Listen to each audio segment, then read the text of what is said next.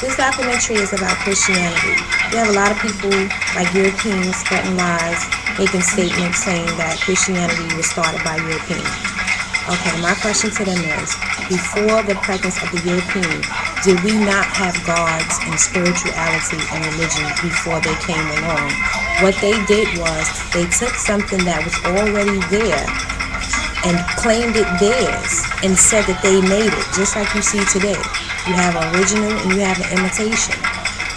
So for them to even have this concept that Christianity was started with Europeans is ridiculous. Before the European came along, we had already had a form of Christianity that we were worshiping. It wasn't called Christianity, it was called the Sarah, Bucharest, or something to that nature.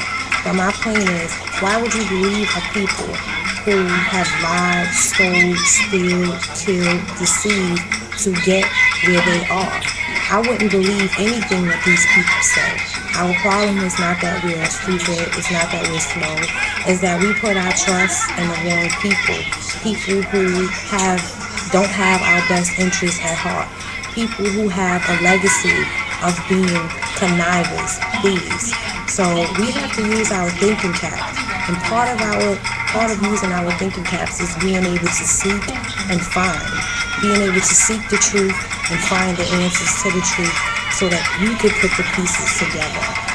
Because it's sad when you know more information about a particular topic than you do about who you are and where you come from.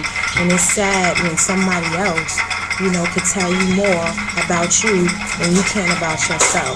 So our quest should be to seek the truth, an origin. Everything has a starting root. Everything has a place. The Europeans came in 10,000 BC. Forget about the intelligence. They probably wasn't even at the level, quote, as Booker T said, of intelligence that we would even, or even their features that we would even be able to recognize today. So 10,000 BC, when the European was just coming into being, what was in Africa? We had temples, we had pyramids, we had steles, we had already proliferated the art of life. And they was just figuring out that the world, was round and that there were other people on the earth. So for them to be able to claim this legacy, they keep claiming things that they have nothing to do with. And this is an example of, you have to ask yourself, why would somebody kill, steal, rape, destroy a people? Why would somebody take a religion that's not theirs? Why would somebody take the land that's not theirs? Because you didn't have anything under the rock that you came from. You didn't have anything. So in order for you to have something, you had to take. Take was not yours. And they're still doing that today. This is not a surprise. It's nothing, magnificent. This is written in history. And you have people that take the Bible that was put together by slave traders, slave holders, the Romans, the Catholics. They set the standards for the Bible. And for all people who are taking this book like some type of ritual, if you can't tell me what Holy Bible means, you definitely can't tell me about anything that's inside of here. And just to give you a little insight, this book that you have is not even the complete book. So what type of people will put together the so-called Word of God and leave words out? Who would do that? Who are you to say what is acceptable and what is not acceptable? We are the only people that worship a God that doesn't look like us. We are not in these books. We're not in these books for a reason. Our place in these books, while they were worshiping and reading the Bible, we were in slave dungeons. Our place in this book is the afterlife.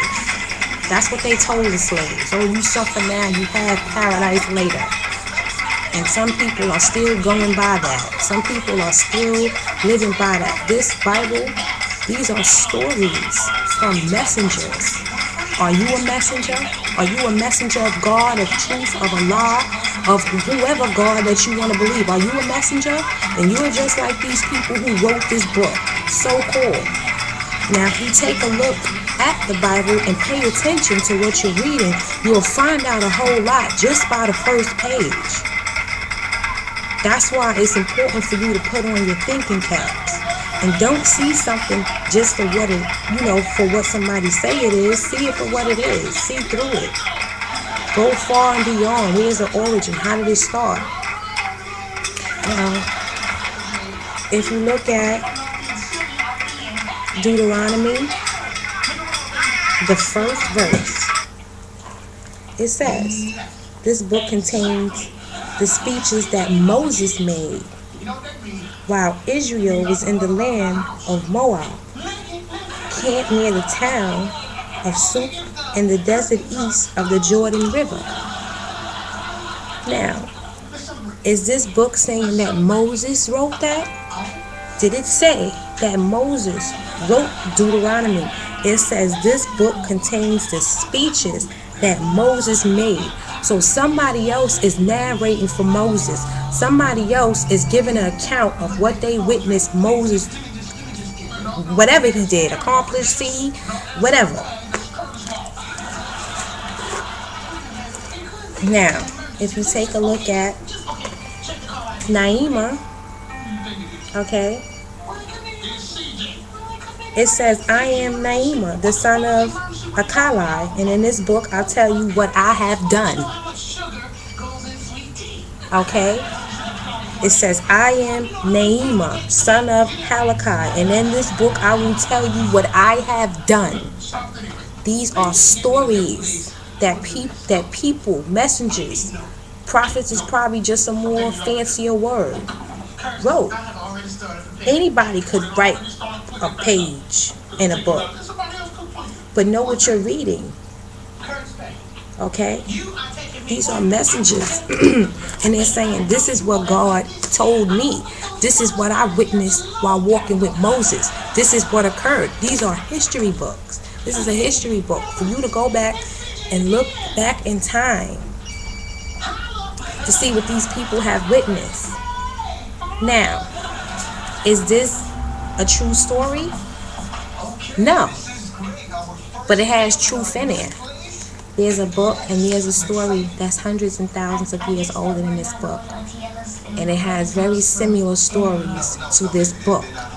Now, if this book came hundreds and thousands of years before this book came, which one would you believe? Which one would you believe? Now, the same as the Immaculate Conception,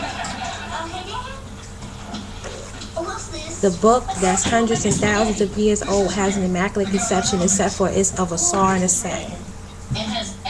Now, I can't give you all the answers, but I could definitely give you insight. But I'll leave you with one word. Maybe two. Maybe three. Seek and find.